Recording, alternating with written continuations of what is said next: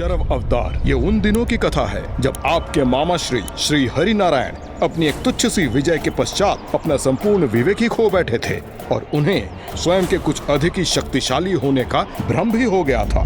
लंकेश, आप तो महादेव के अवतारों की कथा सुना रहे थे, किंतु आपकी कथा में तो अब मामा जी श्री हरि नारायण अवतार लेने जा रहे हैं।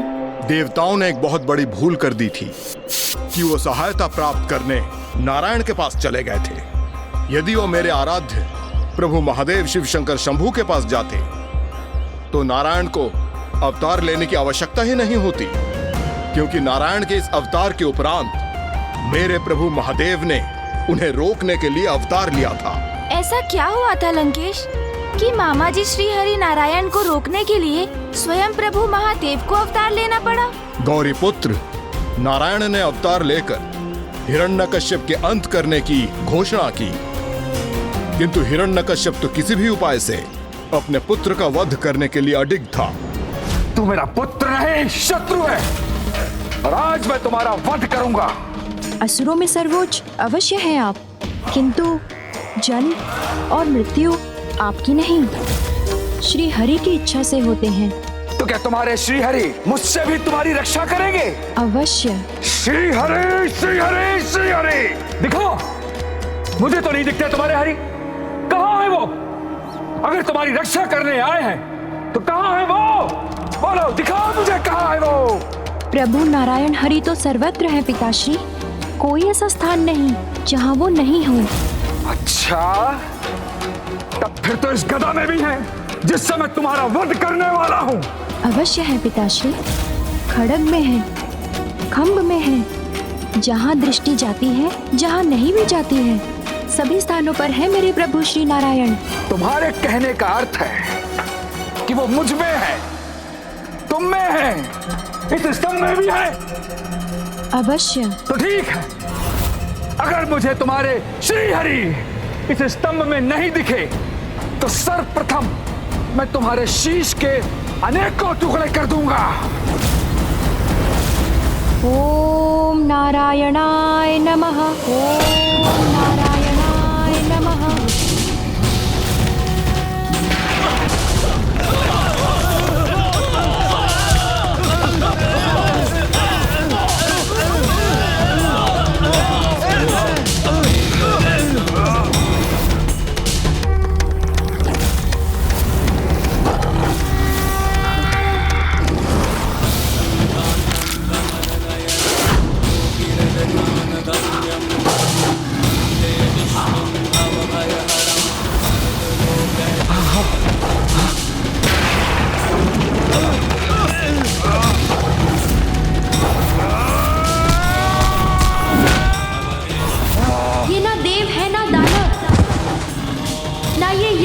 राक्षस, ना गंधर्व है ना किन्नर, ना नर है ना पशु, ये आपकी मृत्यु है।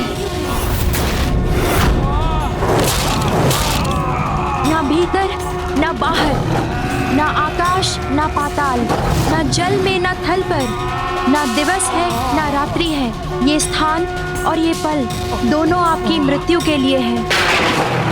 ये ना अस्त्र है ना शस्त्र है, किंतु मृत्यु के साधन हैं।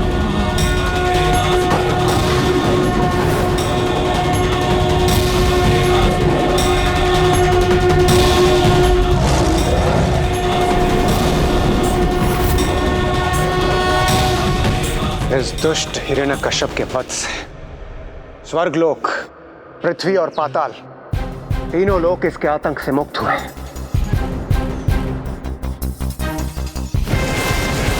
स्वामी के प्रभु नरसिंह अवतार की इस भीषण गर्जना से तो वैकुंठ भी कंपित हो उठा।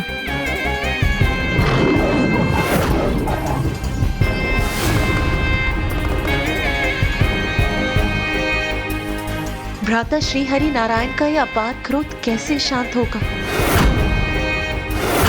जिस अनर्थ का मुझे अनुमान था, आखिर वही होने जा रहा है। ये मात्र एक गर्जना नहीं थी गौरी पुत्र, अपितु यह भीषण स्वर तो आगामी सर्वनाश का संकेत था, क्योंकि हिरण्यकश्यप के वध के उपरांत नारायण के अवतार नरसिंह के क्रोध की कोई सीमा ही नहीं रही। ये विजय उनकी बुद्धि पर हावी हो गई थी और वो अपने अनंत क्रोध के प्रदर्शन से उसका आनंद मनाने लगे थे, जिसके कारण सृष्टि पर महासंकट छा गया।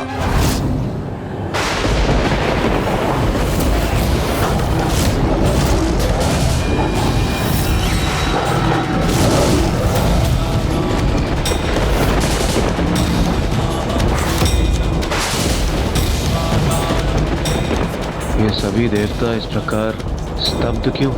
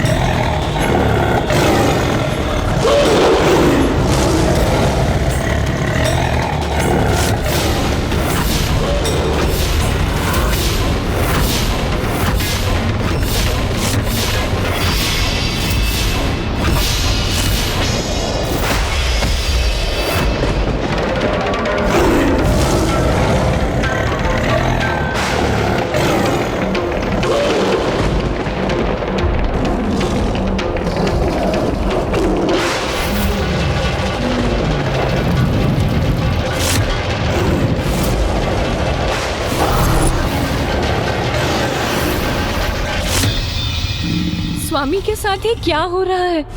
वो अपने स्वाभाविक स्वरूप में क्यों नहीं लौट रहे हैं?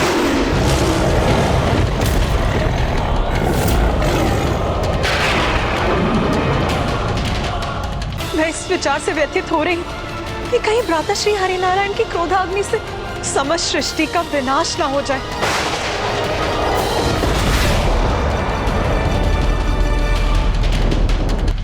स्वामी, आप तो अपने ध्यान में भी इतने विचलित प्रतीत हो रहे हैं। अवश्य आपको भी यही चिंता सता रही है।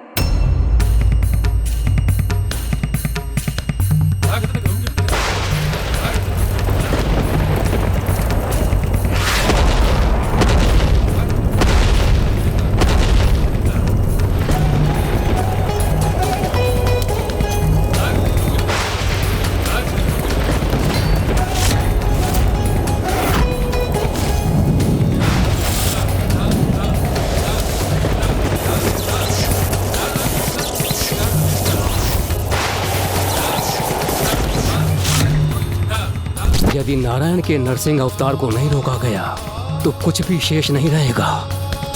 यह समस्त पृथ्वी धधकते लावे से ढक जाएगी। वो जीवन के योग्य कैसे रह सकेगी? वो तो एक अग्नि के गोले के समान सौर्य मंडल में स्थित रहेगी।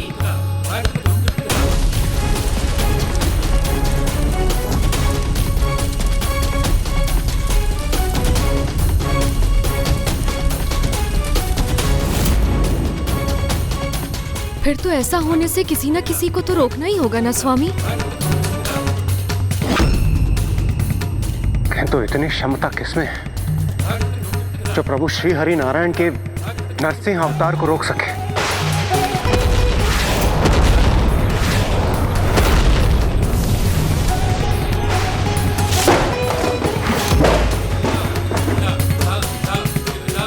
हाँ देवराज, किसमें है इतना सामर्थ्य? मात्र एक, प्रभु महादेव महादेव महादेव महादेव महादेव।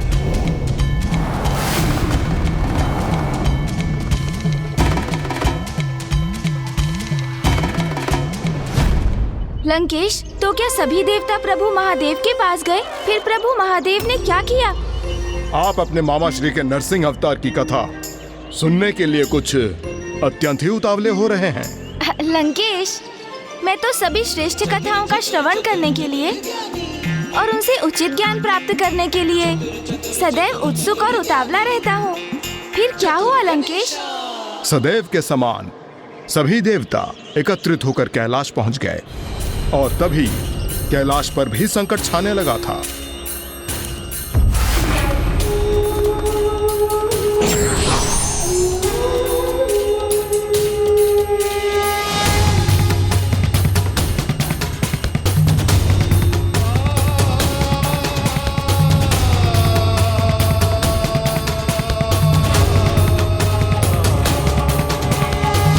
हे प्रभु शिव शंकर, हे भोलेनाथ, अब तो हम सबको आपका ही आसरा है।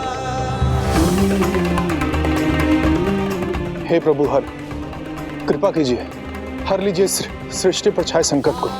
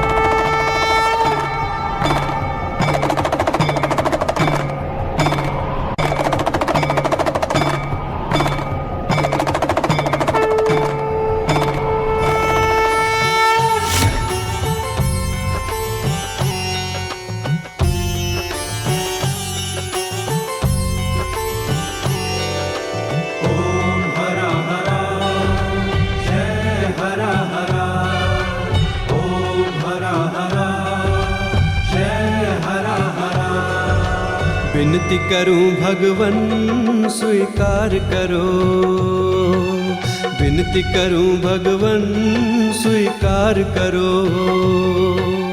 इस सृष्टि का तुम ही उद्धार करो, उद्धार करो। विनती करूं भगवन स्वीकार करो।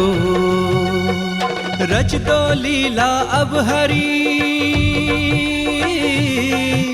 रच दो लीला अब हर चाहे फिर से एक अवतार धरो, अवतार धरो। विनती करूं भगवन स्वीकार करो, विनती करूं भगवन स्वीकार करो।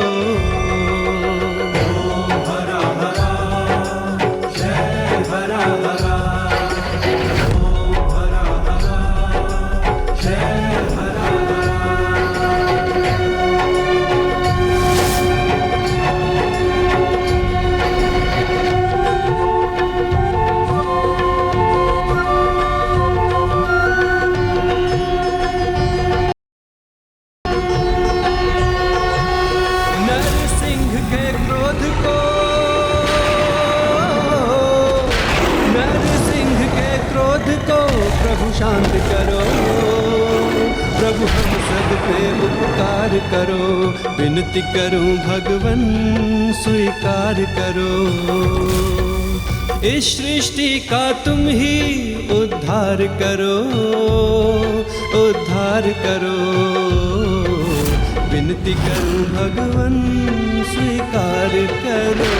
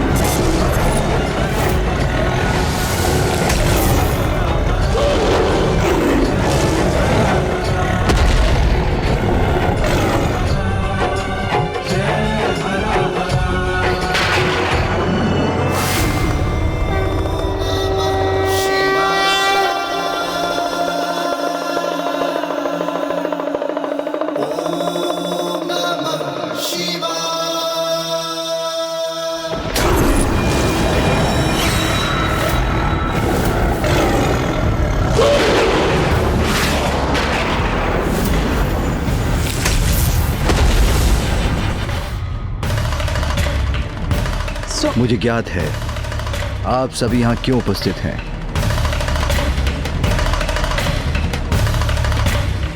और मुझे ये भी ज्ञात है कि मुझे क्या करने की आवश्यकता है।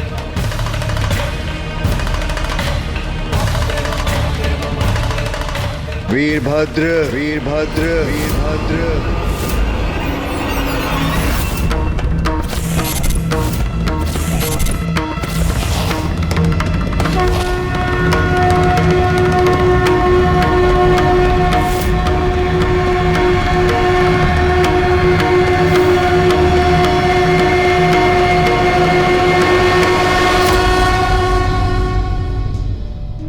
वीरभद्र जी, उनका आवाहन किया पिताश्री ने, किंतु क्यों लंकेश?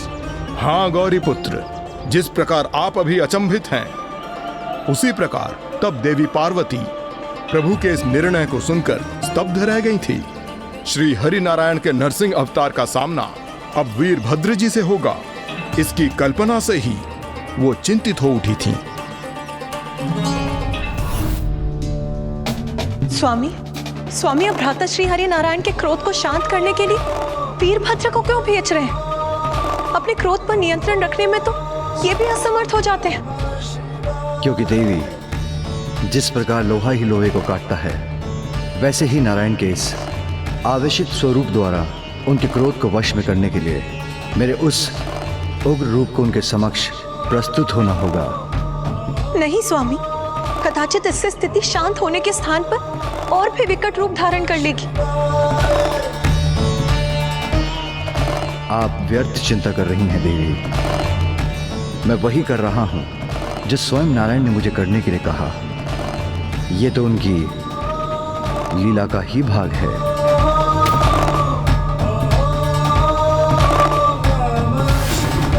ऐसा करने के लिए मामा जी श्री हरि नारायण ने कहा था, ये उनकी लीला है।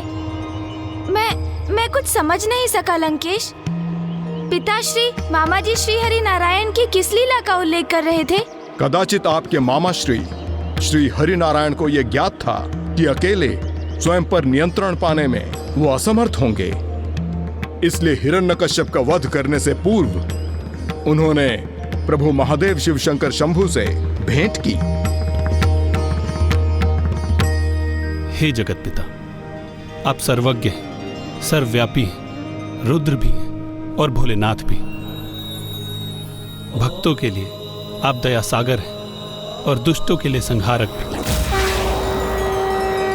आपकी जटाओं में स्वयं देवी गंगा विराजमान है और आपके शीश पर स्वयं चंद्रमा। हे चंद्रमौली, हे देवाधिदेव, आपकी महिमा अपरंपार है। मैं जगत का पालनहार, जगत के कल्याण का अपना दायित्व निभाने हेतु आपसे एक सहायता का निवेदन करने आया हूं। क्योंकि हे महादेव, ब्रह्मदेव के वरदान की मर्यादा का उल्लंघन किए बिना उस दुष्ट हिरण्यकश्यप के वध हेतु मुझे एक क्रूर उग्र रूप धारण करना होगा।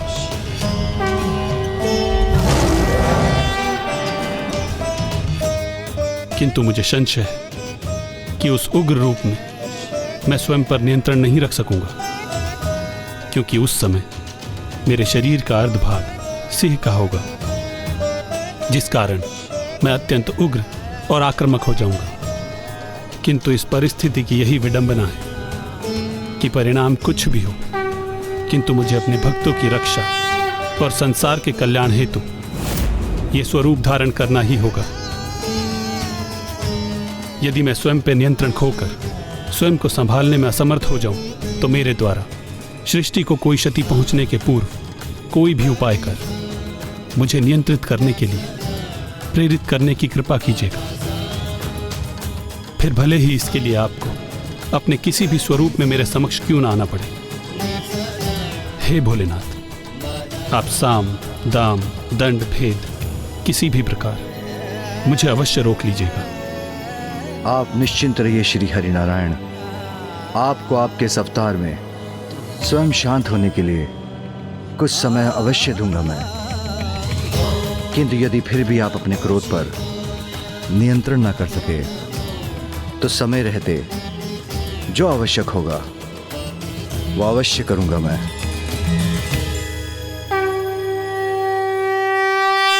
तो क्या पिताश्री के समझाने पर माँ की चिंता दूर हुई?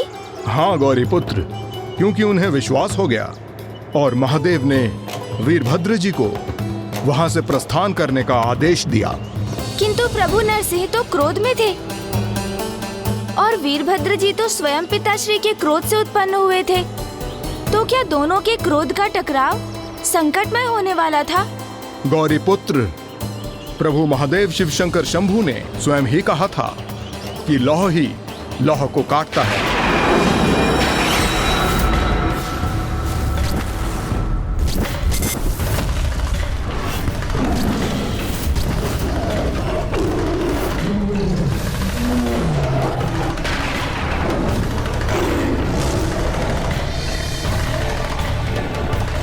हे नारायण के अवतार प्रभु नरसिंह, मेरा प्रणाम स्वीकार करें।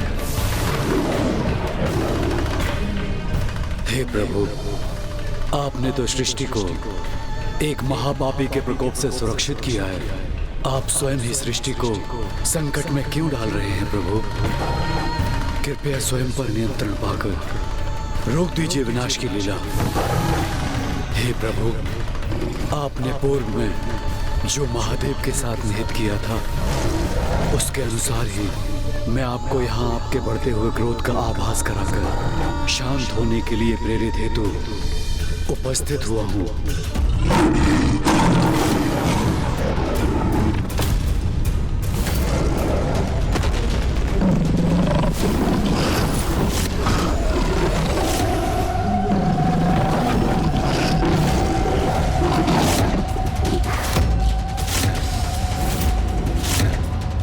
इस समय प्रभु के नरसिंह अवतार को समझा के शांत करना असंभव के समान है। अपितु वीरभद्र जी के पास उनका सामना करने के अतिरिक्त कोई उपाय शेष नहीं है।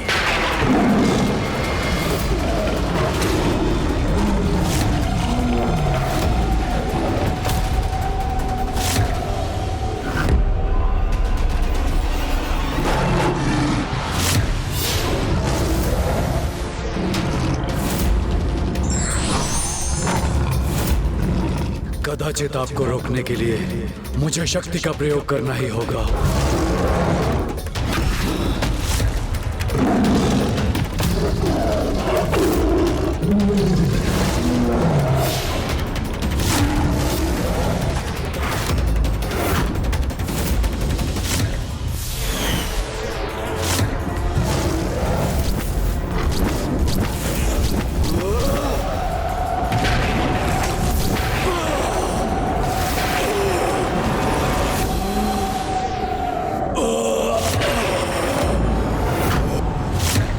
ये क्या? प्रभु नरसिंह और वीरभद्र जी एक दूसरे के स्पर्श किए बिना ही एक दूसरे से दूर चले गए। क्योंकि उनकी ऊर्जा उनसे पूर्व ही आगे पहुंच जाती है। ये उनकी ऊर्जाओं के टकराव का परिणाम था देवराज इंद्र।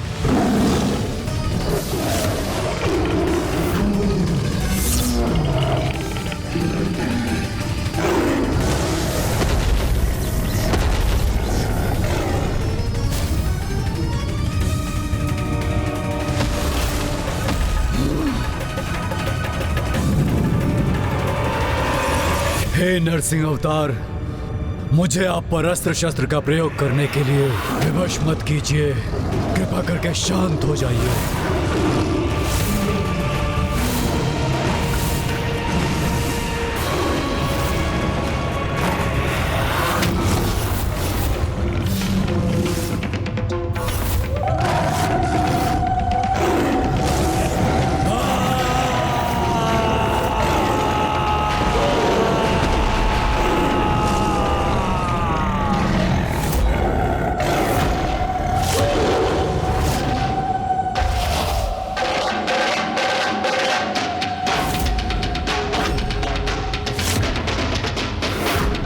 मुझे ज्ञात था वीरभद्र स्वयं पर नियंत्रण नहीं रख सकेंगे।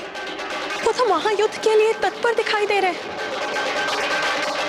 मैं आपके चारों ओर अपने शस्त्र से ऐसा चक्र उत्पन्न कर दूंगा कि जिससे आप जब तक शांत ना हो जाएं, कहीं भी प्रस्थान न कर सकें।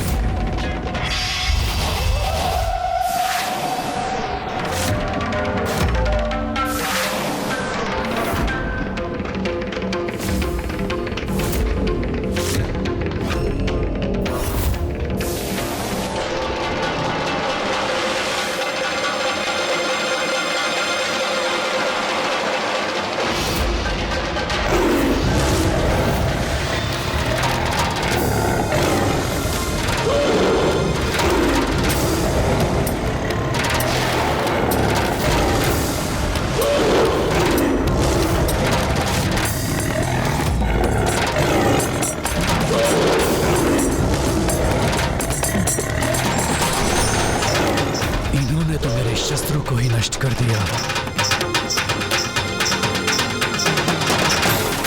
जब उनके अस्त्र ही नष्ट हो गए तो वीरभद्र जी प्रभु नरसिंह को कैसे रोकेंगे?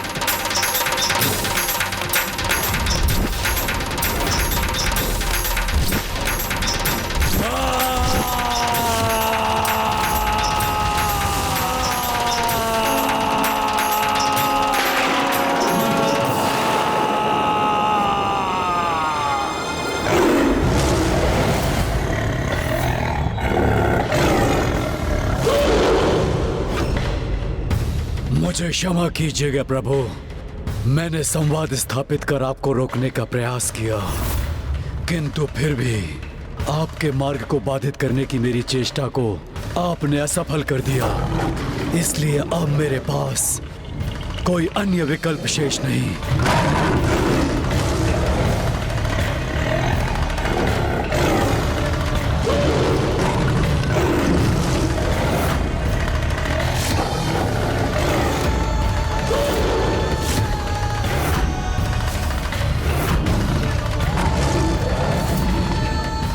प्रभु, मेरा अनुरोध सुनिए, लौट आइए अपने स्वाभाविक रूप में।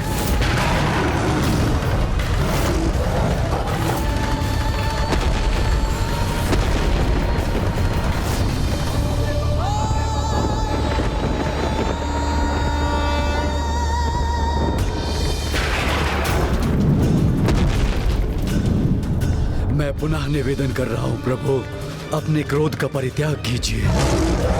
अधर्मी और उसके अधर्म को तो नष्ट कर चुके हैं प्रभु, अब इस सृष्टि को भी अपने क्रोध से मुक्त कीजिए।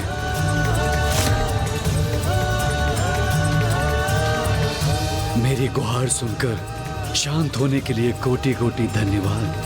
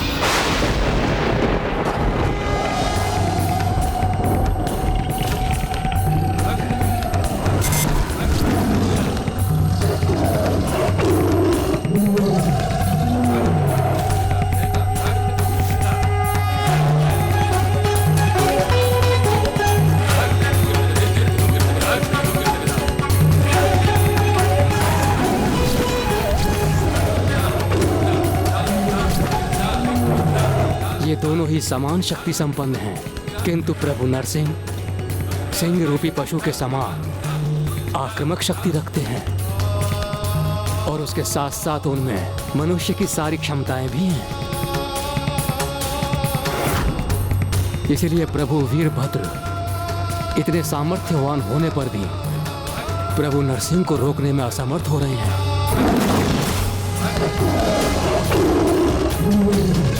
किंतु इसके पूर्व की समस्त सृष्टि का स्थायी अहित हो जाए, उन्हें रोकना अति आवश्यक है।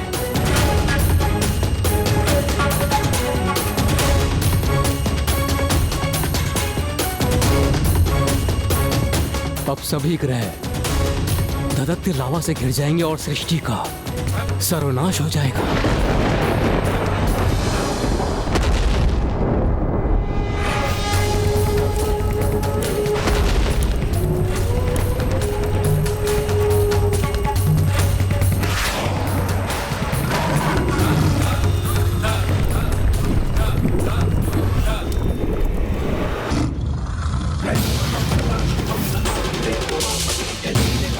प्रभु नरसिंह में पशु और मानव की शक्ति का मिश्रण है।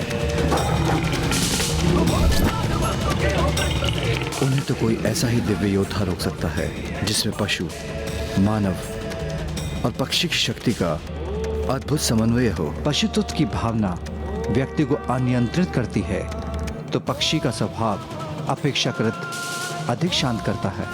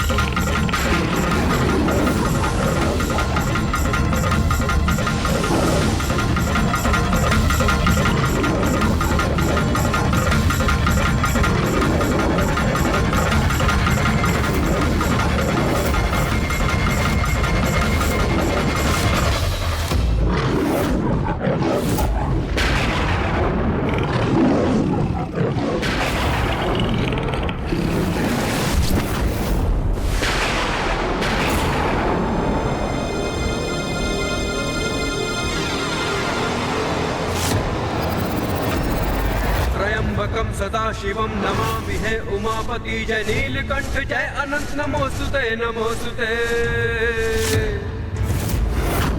हो भोलेनाथ भक्त के हो कष्ट से निवारते, ये सृष्टि सारी संकटों से शिव ही है उबारते। ओम नमः शिवाय, ओम नमः शिवाय, ओम नमः शिवाय। ये अद्भुत दिव्य योद्धा कौन है जिनके समक्ष प्रभु नरसिंह और वीरभद्र जी के विराट स्वरूप भी छोटे प्रतीत हो रहे हैं? विशाल पंख सिंह स्वरूप सर्प का पुकारता, विचित्र रूप था लिया ये शर्व अवतार का। नरसिंह के अहंकार को आसन बना दिया, जगत का बार बार है कल्याण शिव जी ने किया। नमः शिवाय, ओम नमः शिवाय, ओम नमः शिवाय, ओम नमः शिवाय, ओम नमः शिवाय, ओम नमः शिवाय। त्र्यंबकम सदाशिवम नमामि हे उमापति जय नीलकंठ जय। ये तो स्वयं महादेव के सर्वाधिक उग्र शरभ अवतार हैं। ये प्रभु शर्भेश्वर है। कष्ट से निवारते, ये सृष्टि सारी संकटों से शिव ही है उबारते। प्रभु शर्भेश्वर, प्रभु शर्भेश्वर, प्रभु शर्भेश्वर। ओम नमः शिवाय, ओम नमः शिवाय, ओम नमः शिवाय, ओम नमः शिवाय।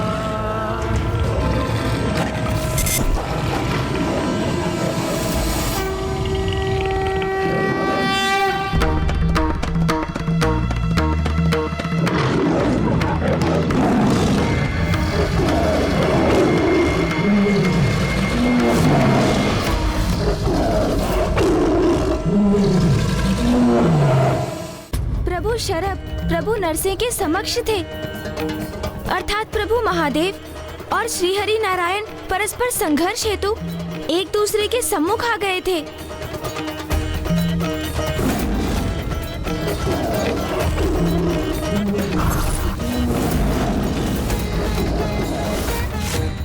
किंतु लंकेश, ऐसी महान शक्तियों के संघर्ष से सृष्टि पर छाया संकट कहीं और तो नहीं बढ़ गया था, क्योंकि प्रभु नरसिंह की क्रोधाग्नि के प्रभाव से सृष्टि तो पूर्व से ही महासंकट में थी।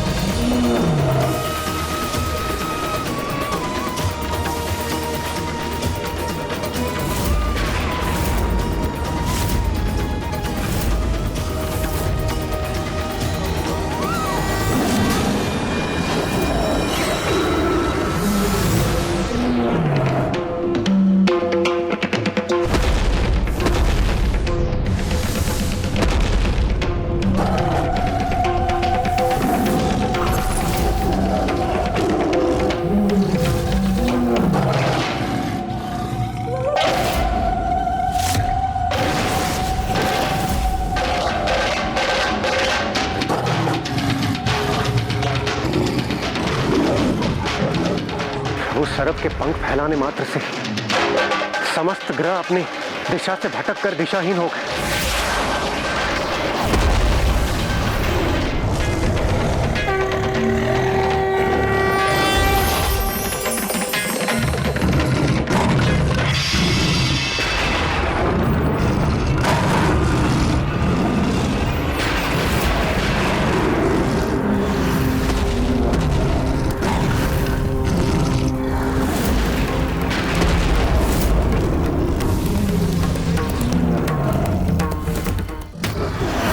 नरसिंह की एकमात्र गर्जना से उन ग्रहों पर ज्वालामुखी उत्पन्न हो रहे।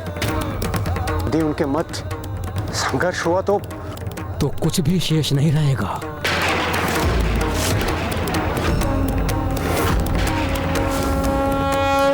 कैसा अनर्थ हो रहा है ये? महादेव और स्वामी का ये परस्पर संघर्ष सर्वथा अनुचित है।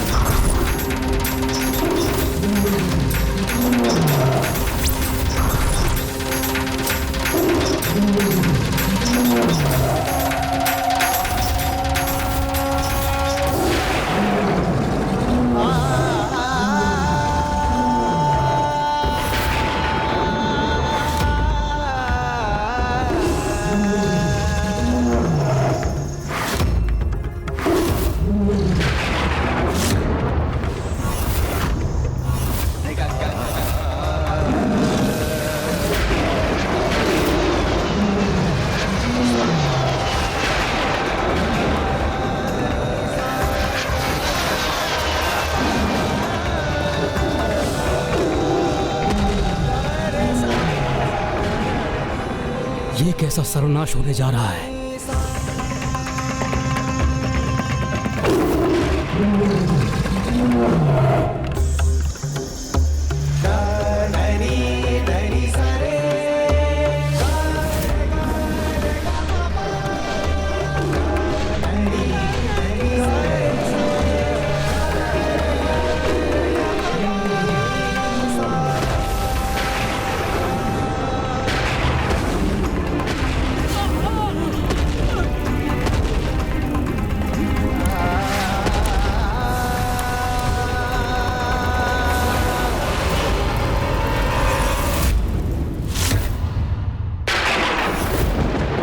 अनिष्ट, घोर अनिष्ट होगा।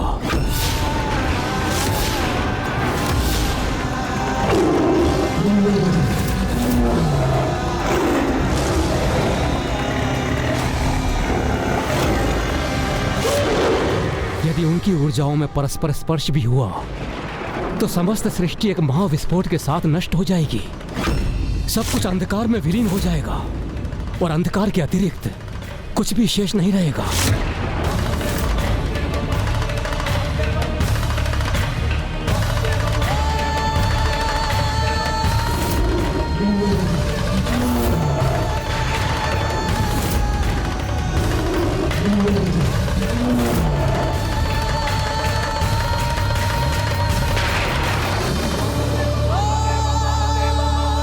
इन दोनों अवतारों के भीषण टकराव के पश्चात उस विध्वंस से होने वाले महाविनाश की कल्पना भी मुझे व्याकुल कर रही है।